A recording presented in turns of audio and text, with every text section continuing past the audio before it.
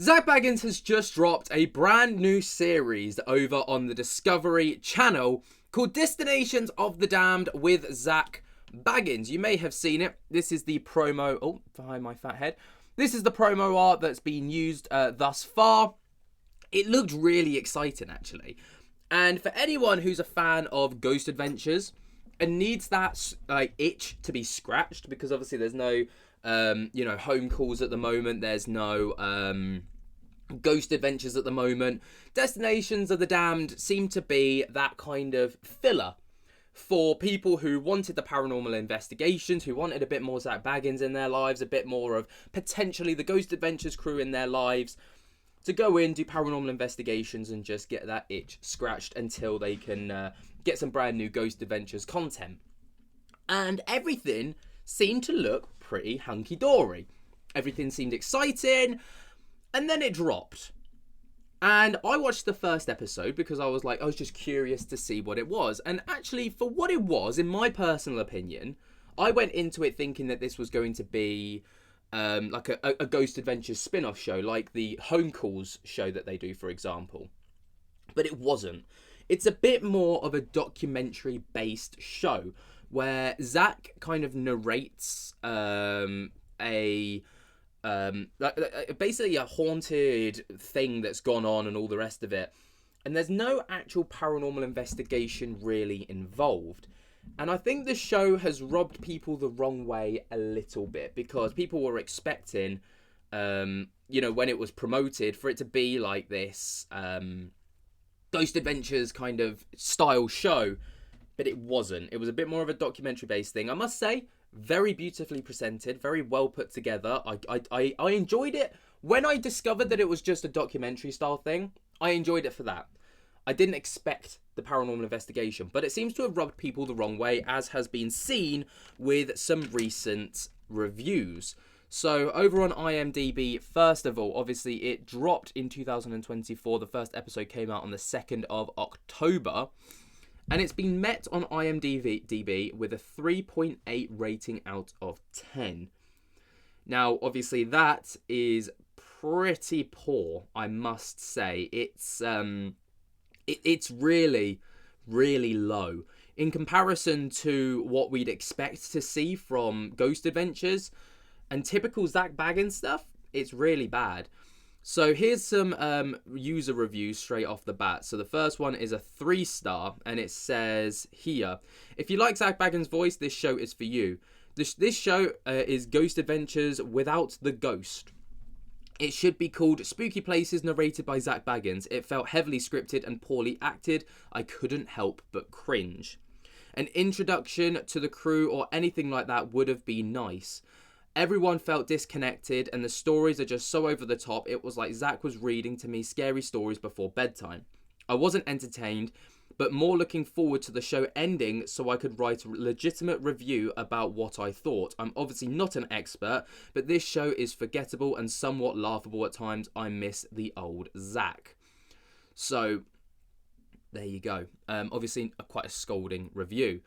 Another one, 3 out of 10, saying a bit boring. I was excited for this, but it wasn't what I expected. Unfortunately, Zak Bagans has said in the past that he doesn't fly anymore because he fears dying in a plane crash. I think he said that he had a nightmare about it, so that's why Ghost Adventures is mainly focused on the west coast of America, because he only goes to where he can drive to. He lives in Las Vegas. These shows are mainly ghost stories narrated by Zak, with some cringe fake possessions and minimal ghost hunting / evidence. I would say maybe Billy, Jay, or AREN should have travelled to these places, but honestly, I didn't like the Ghost Adventures house call shows where they did that and Zak stayed behind. It's just not the same without Zak being there.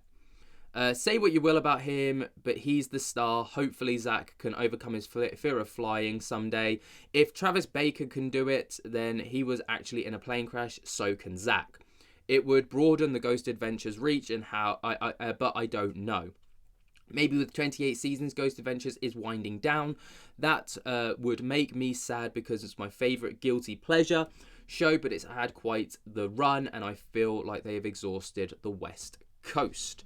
And this is something that repeats throughout, as obviously Zak Bagans having a phobia of flying. Now, that's a completely legitimate phobia to have. You know, no shade thrown at Zak there because, well, it's like I say, many people have phobias of flying. They fear of plane crashes and all the rest of it. I mean, I saw a statistic the other day actually that it's one of the biggest phobias, but it's one of those phobias where it's like completely not unwarranted, but like the chances of you getting in a plane crash are actually less than being attacked by a shark, right? Which is pretty crazy because shark attacks are also incredibly rare. But saying that, it's a completely warranted phobia to have. But it does limit Ghost Adventures somewhat. And I remember watching some of the House Call episodes and, you know, Zak kind of sitting in a studio, maybe even sat in his house, just kind of talking over a Zoom call. It just felt very disconnected. And like, you know, Zach saying like, oh, I can sense this and stuff. And it's like, well, how can you sense it through a screen? Do you know what I mean? It seems really disconnected. And I think it could potentially start doing more harm than good to the shows, especially. Obviously, you know, I'd love to see a season of Ghost Adventures where they come over to the UK.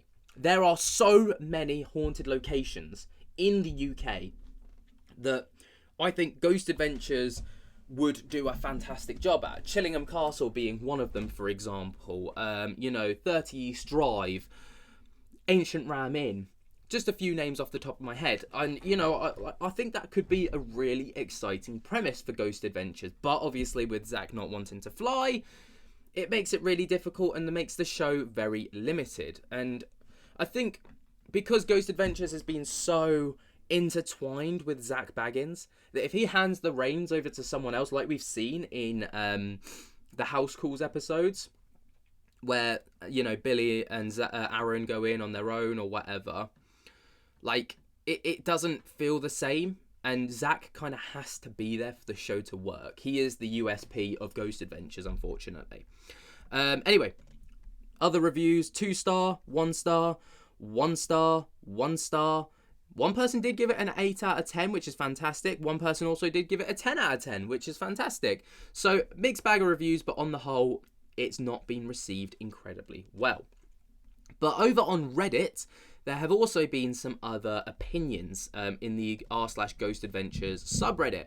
Destinations of the Damned thought. I'm not sure how to feel about it. It's certainly not what I was expecting. I thought there was going to be a lot more ghost hunting, to be honest. And the first comment says, underwhelming first episode. Cool concept, but I think it could be better.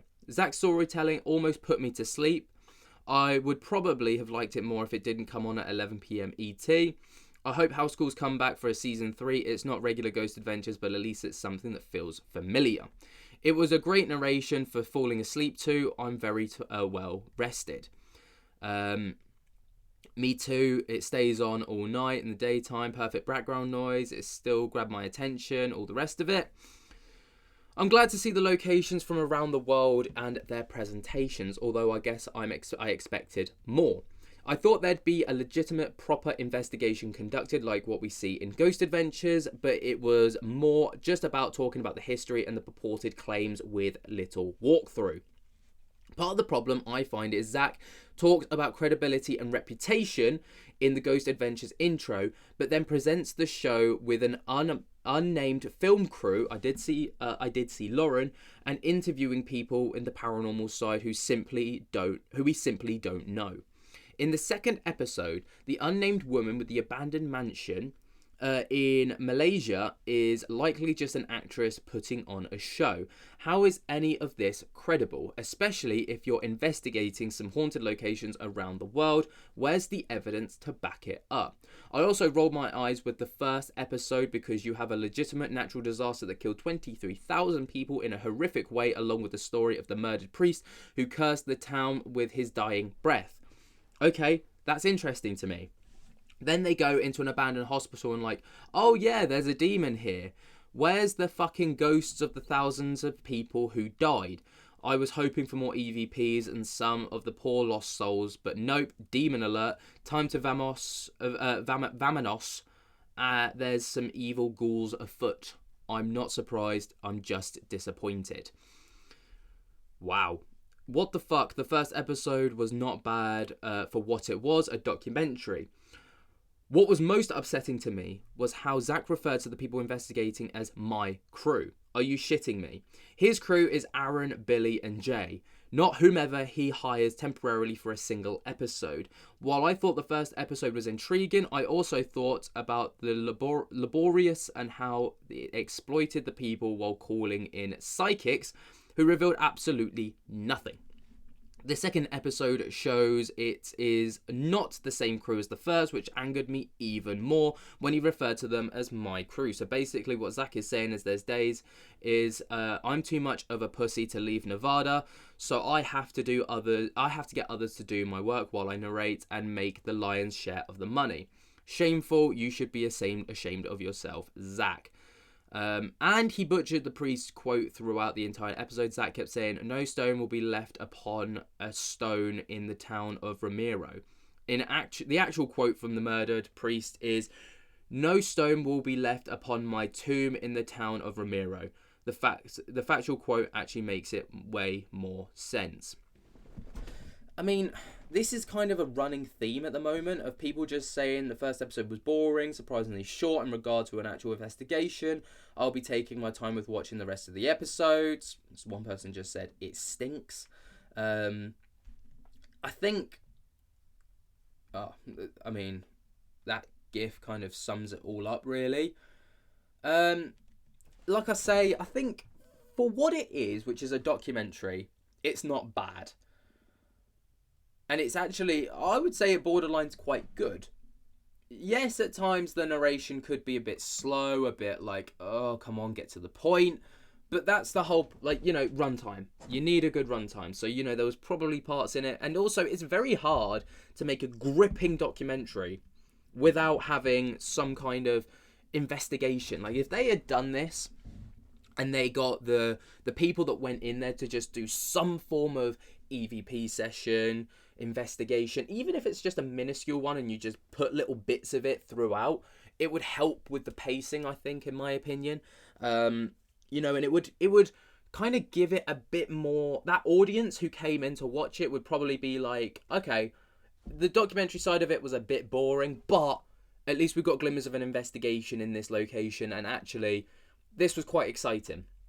Even if it was staged or whatever, like at this point, I don't think people care about whether it's real or not when it comes to Ghost Adventures. I think we all know that it's scripted. But again, the biggest talking point was Zak Bagans still remote. Does anyone find it annoying that he's not traveling with them? I don't know if he's afraid of getting sick or just doesn't want to fuck with it because he gets paid either way, lol, but I wish he would get back with the location with the boys.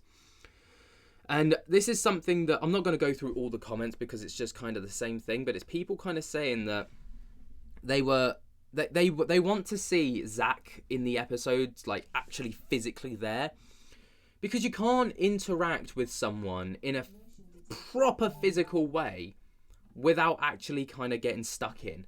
If you're doing it through a screen, it doesn't work.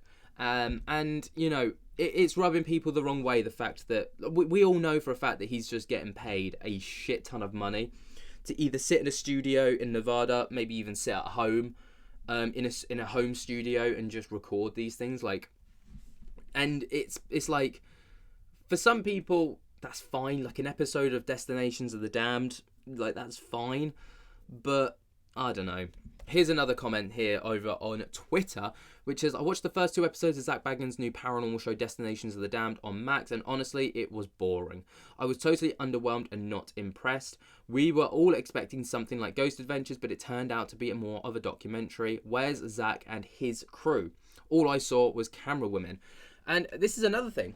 If they had got Billy, AREN, and Jay involved with the show, and they went out and Zak narrated whatever, it would give a little bit of a connection to the show, to the other shows. And people, the viewers of those shows would feel connected to it. And they'd be like, do you know what? This isn't what I hoped for, but look, there's Billy. There's Jay. There's all the rest of them, Yeah, Zak's narrating, but at least I've got some familiar faces. I've got a bit of familiarity. And that's what people find comfort in, that kind of thing, don't they? I know I do. When I watch a show and there's sudden changes, it kind of throws me off a little bit. And I'm like, whoa. Like, if Ghost Adventures dropped season 29, right? And Zak had kind of stepped away and they gave the reins to someone else and Zak was just narrating. That would throw me off. I'd be like, this doesn't feel right. As much as, like, I don't think Zak is that guy anymore, he is that guy when it comes to Ghost Adventures, if that makes sense. But, with that being said, on the opening day of Destinations of the Damned dropping, on Stream Max, it did hit number 2. Just behind The Penguin, which of course was never going to be dethroned because obviously this has had some serious money pumped into it. Destinations of the Damned to hit number 2, that's really impressive. That really is impressive. Obviously, the rating, I mean, it's one thing. This is where it goes, right? So the first episode, of course, ranked number 2. But that's because I think people were not expecting what it was. So, of course, everyone tuned in and was excited because they thought they were getting a Ghost Adventures spin-off show, which was a bit like Ghost Adventures where there's, like, these paranormal investigations. And it was going to be exciting. People were going to be like, fuck yeah, this is my shit, right? This is the kind of shit that I want. Then they watched it, realised it wasn't for them, but all those people have already come in and watched it. So that's bumped up the ratings. Then the reviews have come in.